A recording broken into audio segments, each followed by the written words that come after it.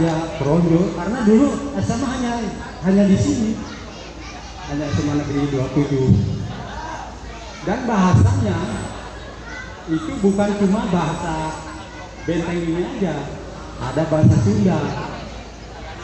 Kalau kita lihat videonya Bupati Tangerang itu tanggal 21 Februari tahun 2022 menganjurkan untuk menggunakan bahasa Sunda aing Tangerang.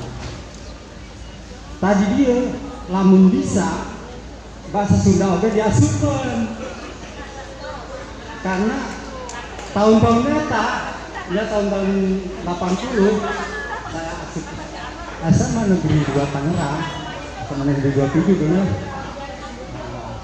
Itu yang datang bukan cuma dari kota Tangerang, saya dari Maung, ada